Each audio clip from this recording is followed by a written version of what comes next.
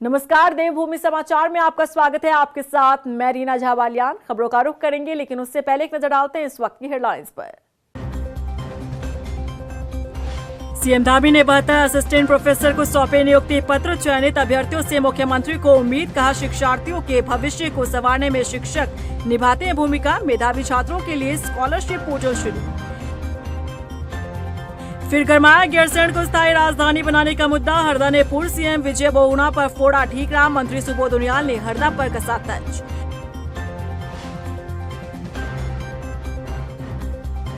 कांग्रेस विधायक हरीश धामी की आपदा प्रबंधन विभाग के साथ बैठक। गिनाई क्षेत्र की समस्या, धामी को मिला मदद का भरोसा।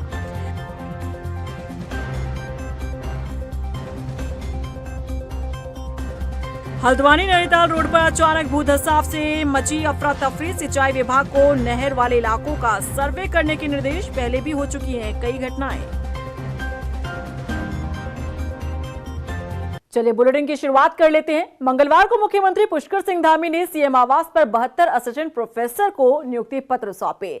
वहीं इस मौके पर सीएम धामी ने चयनित अभ्यर्थियों को शुभकामनाएं देते हुए कहा कि उन्हें उम्मीद है कि चयनित अभ्यर्थी शिक्षार्थियों के भविष्य निर्माण में अहम भूमिका निभाएंगे। बता दें कि सीएम धामी ने राज्य के मेधावी छात्रों के लिए national institution ranking framework institute में 50,000 रुपए की धनराशि दिए जाने के लिए पोर्टल का शुभारंभ किया। उत्तराखंड में एक बार फिर से गैरसैंण का मुद्दा गर्माता दिख रहा है। हरीश रावत ने जहां गैरसैंण को स्थायी राजधानी नहीं बनने देने के लिए पूर्व मुख्यमंत्री विजय बहुगुणा पर ठीकरा फोड़ा है, तो वहीं मंत्री सुबोध उनियाल ने हरदा पर तंज कसा है। देखिए रिपोर्ट। फिर गरमाया गैरसैंण को स्थायी राजधानी बनाने का मुद्दा। हरदा ने पूर्व सीएम विजय बहुगुणा पर फोड़ा ठीकरा।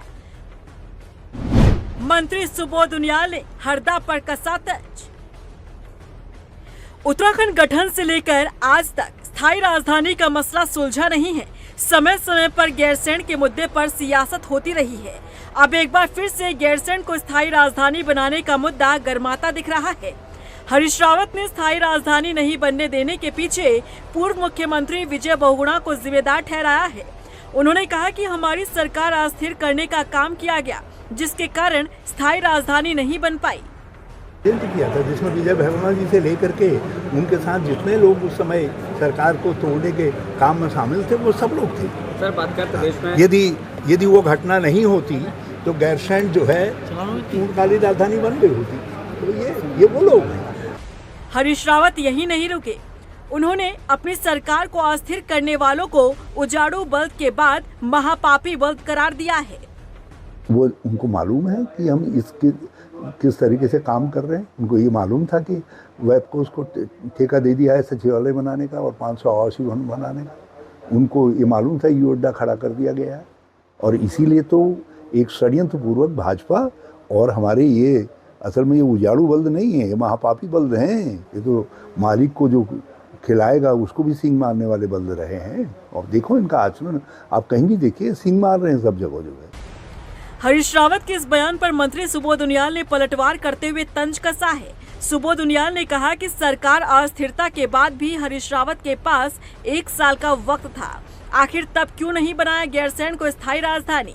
साथ ही उन्होंने तंज कसते हुए कहा कि हरीश रावत चलती फिरती झूठ बोलने की मशीन है। अरे हम लोगों को उन्होंने दोषी बताया, लेकिन ये नहीं बताया कि हम लोगों के छोड़ने के 1 साल बाद तक वो राज्य के मुख्यमंत्री रहे। आखिर क्यों नहीं उन्होंने गैरसैंण पे फैसला लिया। देखिए, हरीश रावत जी के बयानों में उनकी ढलती उम्र का असर साफ दिखाई दे रहा है। जिस तरह से इस उम्र में कहीं न कहीं दिमागी दिवालियापन उनका निकल गया। और अगर मैं बोलूं तो उत्तराखंड में हरीश रावत झूठ बोलने की एक चलती फिरती मशीन है। इस समय सूबे में गैरसैंण के मुद्दे पर जुबानी जंग जारी है, लेकिन ये भी सच है कि गैरसैंण को स्थायी राजधानी बनाने के लिए किसी भी सरकार ने गंभीरता नहीं दिखाई। लेकिन हाँ, इस दिशा में बीजेपी ने एक कदम आगे बढ़ाया जरूर और गैरसैंण को ग्रीष्मकालीन राजधानी बनाने का काम किया, लेकिन स्थायी राजधानी का मुद्दा आज भी अधर में है। मंगलवार को मुख्यमंत्री पुष्कर सिंह धामी के निर्देश पर कांग्रेस विधायक हरीश धामी ने आपदा प्रमुख सचिव आरके सुधांशु और आपदा सचिव विनोद कुमार के साथ बैठक की।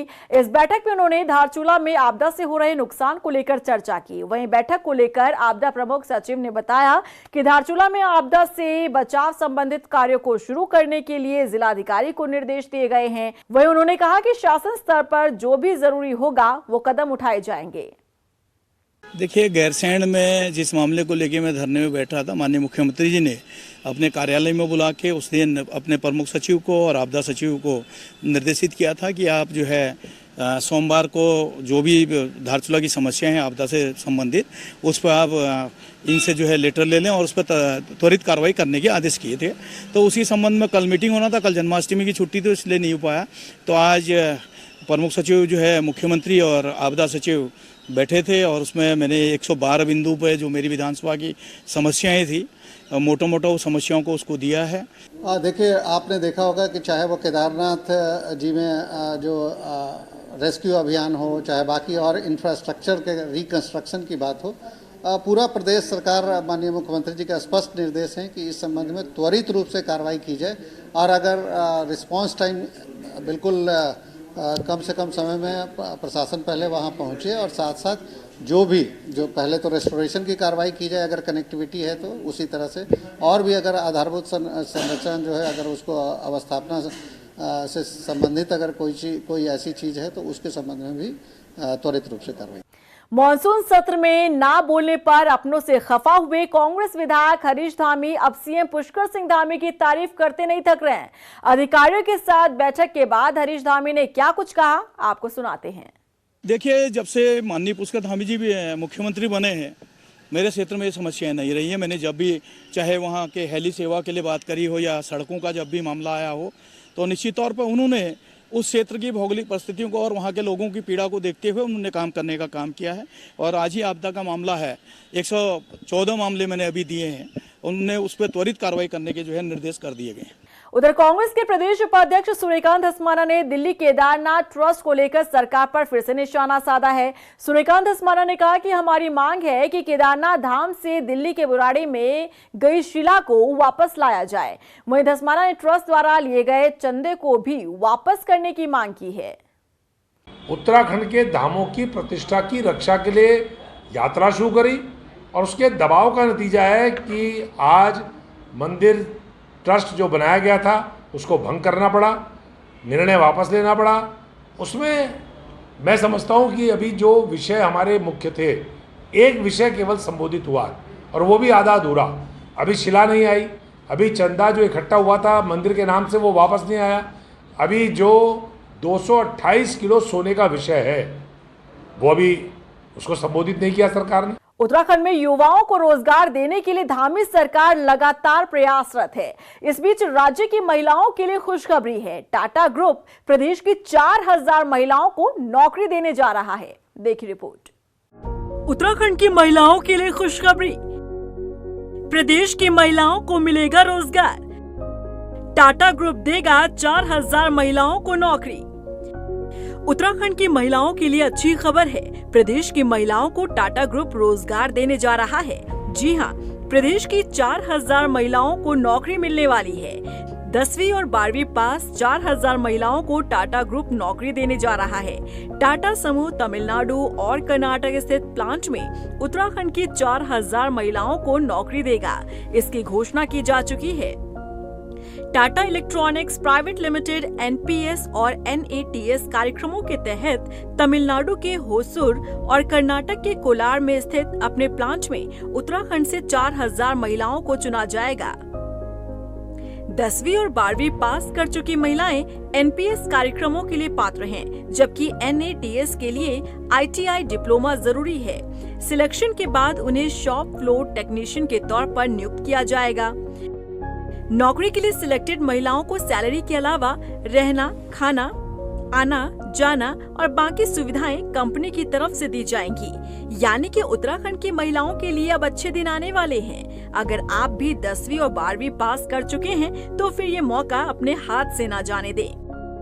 हल्द्वानी नैनीताल रोड पर अचानक भू धंसाव होने की वजह से यातायात प्रभावित हो गया। बताया जा रहा है कि शहर में मौजूद सिंचाई विभाग की नहर वाले इलाकों में भू धंसाव की खबरें लगातार सामने आ रही हैं। उधर सिटी मजिस्ट्रेट एपी वाजपेयी की माने तो सिंचाई विभाग को सालों पुरानी नहरों का दोबारा सर्वे करने के निर्देश दिए गए हैं। उन्होंने बताया कि शहर में जल्द ही अंडरग्राउंड सर्वे कराया जाएगा। देखिए, ये हमारी एक जमरानी की नहर है और इसमें कल शाम को धंसाव की सूचना मिली थी। उसके बाद से विभाग ने इसको टेकअप किया है और आज इसमें कार्य प्रारंभ कर दिया गया है। प्रथम दृष्टया ये ज्ञात हुआ है कि स्लैब जो है वो सुरक्षित है, मात्र उसकी जो दीवार है उसमें नुकसान हुआ है।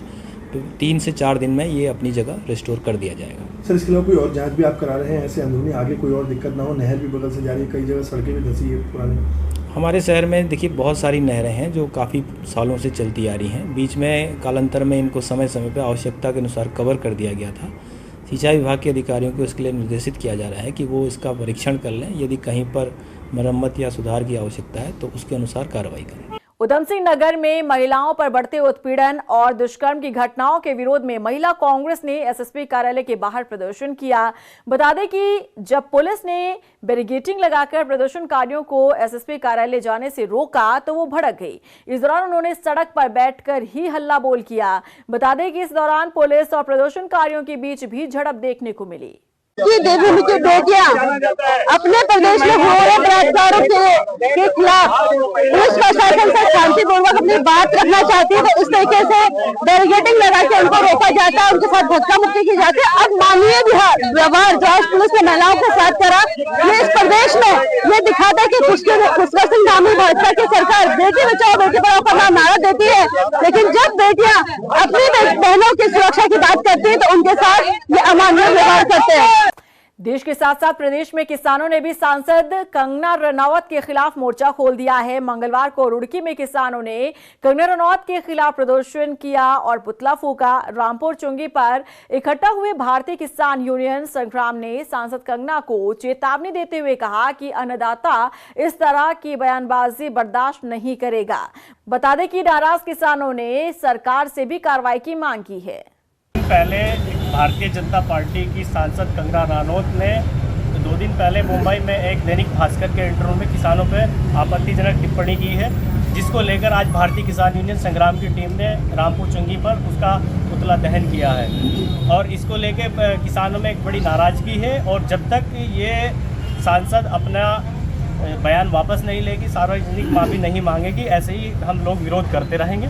राजधानी देहरादून में जिलाधिकारी सोनिका सिंह ने निकाय परिसीमन को लेकर सुनवाई की। आपको बता दें कि यहां से डीएम की माने तो करीब 200 आपत्तियां मिली हैं। उन्होंने बताया कि आपत्तियां सुनने के बाद ये फैसला लिया गया है कि आपत्ति धारक नगर निगम में आकर आपत्ति का क्रॉस चेक करवाएगा और आपत्ति जायज होने के बाद परिसीमन में संशोधन किया जाएगा। इसमें सुनवाई की गई। हमारी जो कमेटी गठित है जिसमें नगर आयुक्त भी हैं, सभी लोग आए थे और जिनकी आपत्तियां थी वो लोग भी उपस्थित हुए थे और उनके द्वारा अपना पक्ष रखा गया है और उसी को सुनते हुए आगे इसका निस्तारण किया जाएगा, जो डॉक्यूमेंट्स हैं उनको चेक करते हुए और उनके तर्क को देखते हुए। बहुत सारी आपत्तियां ऐसी थी जिसके अंदर उनका ये था कि नक्शे में जो दिख रहा है वो जो विज्ञप्ति है उससे मैच नहीं हो रहा है, तो उसको अगर कोई त्रुटि इस तरह की हुई होगी तो ज़रूर देखा जाएगा। और उसके अलावा कुछ एरिया स्पेसिफिक भी थे जिनको देखा जा रहा है, जो हमारे डॉक्यूमेंट्स हैं और जो हमारी स्थलीय निरीक्षण की रिपोर्ट है उसके द्वारा फिर कार्रवाई की जाएगी। उत्तरकाशी में त्रिस्तरीय पंचायत संगठनों का कार्यकाल बढ़ाए जाने के लिए न्याय यात्रा निकालने की तैयारी की जा रही है। यात्रा को लेकर संगठन के पदाधिकारियों ने बताया कि वो केदारनाथ से गोलशू देवता के मंदिर तक यात्रा निकालेंगे और सरकार तक अपनी बात पहुंचाने की कोशिश करेंगे। उत्तराखंड त्रिस्तरीय पंचायत संगठन द्वारा हमने 2 वर्ष के कार्यकाल को बढ़ाने को लेकर और एक राज्य एक पंचायत के निमित्त अपनी मांग को लेकर पूरे प्रदेश में आंदोलन चल रहा था, जिसके निमित्त सरकार से वार्ता चली थी और माननीय मुख्यमंत्री जी ने सकारात्मक रुख अपनाते हुए हमारा जो धरना प्रदर्शन 15 दिन निदेशालय में चला, उसको समाप्ति के साथ ही हमको 2 सितंबर तक का समय सरकार द्वारा दिया गया है।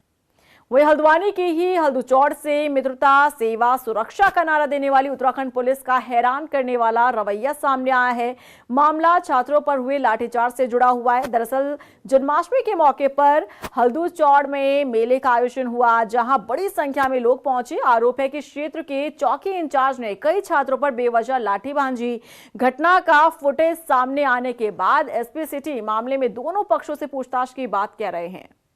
जन्माष्टमी का महोत्सव हमारे हल्दूचौड़ क्षेत्र में हर प्रत्येक वर्ष होता है। तो मैं अपने साथी के साथ केसर प्लाजा के सामने रोड के किनारे पे हम 3-4 लोग हम खड़े थे, तो हमारी बातें चल रही थी। तो अचानक से पुलिस वाले जो हमारे गौरव जोशी जी है, हल्दूचौड़ चौकी के चौकी इंचार्ज, वो अपनी पर्सनल कार में 3-4 लोग आए। तो जैसे वो आते 5 से 10 सेकंड के अंदर ही सीधे गाली गलौज करी और इन्होंने लाठी मारना शुरू किया। पहले वर्तमान शासन सचिव खजांचन आर्या को लाठी मारी, उसके बाद उन्होंने मुझे लाठी मारी और गाली गलौज करते हुए कहा कि यहाँ से भागो तुम। हाँ, उन लोगों ने एक ज्ञापन दिया है जिसमें आरोप है कि हल्दूचौड़ चौकी इंचार्ज और कुछ पुलिसकर्मियों ने उनके साथ दुर्व्यवहार और मारपीट की है। वो चौकी की कार्यप्रणाली से क्षुब्ध थे। मेरे पास शिकायत आई है, इसकी जांच मैंने सीओ लालकुआं को दे दी है और इसमें जैसी रिपोर्ट आएगी उसके अनुसार हम अग्रिम कार्रवाई करेंगे। उत्तराखंड के दिनेशपुर में उस वक्त हड़कंप मच गया जब अचानक से गांव के खेत में मगरमच्छ पहुंचा। लोगों ने इसकी शिकायत की वन विभाग से, लेकिन टीम को देरी से आता देख लोगों ने खुद मगरमच्छ को पकड़ा और वन विभाग के हवाले कर दिया। ये शाम के टाइम एक मगरमच्छ आया था, एक नंबर दुर्गापुर में बुकसोरा। ग्रामीणों ने पकड़ के लाया, जंगलात वाले को बुला रखे थे, तो उन लोग 2-3 घंटे बाद कम से कम आए हैं। गांव वाले ने पकड़ के बांध के उनको गांव में लाए थे। यहाँ पड़ोस में शिव मंदिर है, गांव में शिव मंदिर में गांव वाले आके इकट्ठे हुए, फिर यहाँ से जंगलात वाले को खबर किए, फिर 3-4 घंटे बाद वो लोग आए, आके वो लोग ले गए। उत्तराखंड के दिनेशपुर के गांव दुर्गापुर में अचानक से मगरमच्छ आने से हड़कंप मच गया। मगरमच्छ को देखने के लिए लोगों की भीड़ जमा हो गई। गांव में मगरमच्छ आने की जानकारी वन विभाग को दी गई, लेकिन टीम को देरी से आता देख गांव के ही लोगों ने इस मगरमच्छ को पकड़ा। वन विभाग की टीम मगरमच्छ को रुद्रपुर ले गई। इससे पहले मगरमच्छ को जगदीशपुर के एक तालाब में देखा गया था। मगरमच्छ का वीडियो इन दिनों सोशल मीडिया पर तेजी से वायरल हो रहा है। किशन ने जाके मेड़ पे देखा, मगरमच्छ बैठा था, तो धीरे धीरे गांव वाले को बोला, धीरे धीरे गांव के बगल में ही था एकदम। फिर हम लोग वो जंगलात वाले को कॉल किया, फिर वो जंगलात वाले अभी आ रहा हूँ करते करते 4-5 घंटा ले लिया। तब तक हमारे गांव में दहशत का माहौल हो गया कि किसी के घर पे ना चले जाए, किसी के तालाब में ना चले जाए। इस चक्कर में गांव वाले बड़ी मेहनत के बाद गांव वाले सब इकट्ठा हुआ। उसमें से 2 बंदा ऐसा था, 3 बंदा, उन्होंने हिम्मत जुटा के कैसे तैसे उसको बांध के वहां से लाके मंदिर पे रखा, शिव मंदिर में। फिर वहां पे जंगलात वाले आए, 4 घंटे बाद आके वो अपना सामान उठा के लेके चले गए। ग्रामीण क्षेत्र के दुर्गापुर में लगभग 1 क्विंटल वजन वाले इस मगरमच्छ के आने से हड़कंप मच गया। गांव वालों का कहना है कि जो गांव के हीरो हैं, उन्होंने कई लोगों की जान बचाई है। इन लोगों को वन विभाग और मंत्री से सम्मानित करने की मांग लोगों द्वारा की गई है।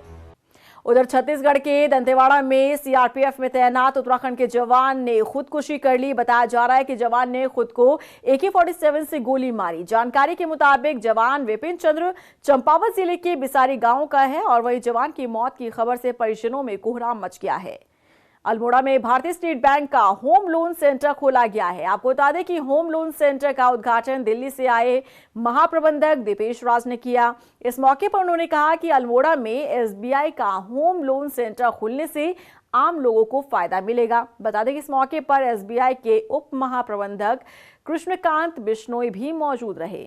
होम लोन सेंटर हमने अल्मोड़ा में खोला है और हल्द्वानी के बाद, हल्द्वानी और किच्छा के बाद ये कुमाऊं रीजन में ये तीसरा होम लोन सेंटर है।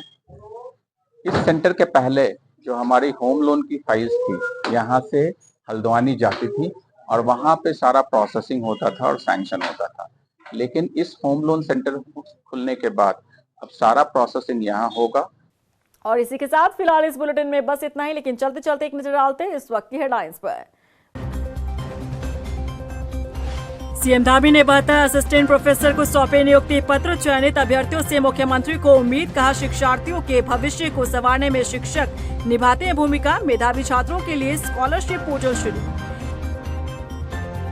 फिर गरमाया गैरसैंण को स्थायी राजधानी बनाने का मुद्दा। हरदा ने पूर्व सीएम विजय बहुगुणा पर फोड़ा ठीकरा। मंत्री सुबोध उनियाल ने हरदा पर कसा तंज।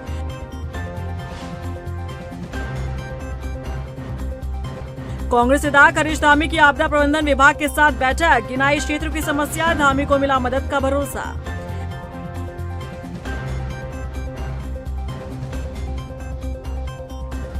हल्द्वानी नैनीताल रोड पर अचानक भूधसाव से मची अफरा तफरी। सिंचाई विभाग को नहर वाले इलाकों का सर्वे करने के निर्देश। पहले भी हो चुकी हैं कई घटनाएं।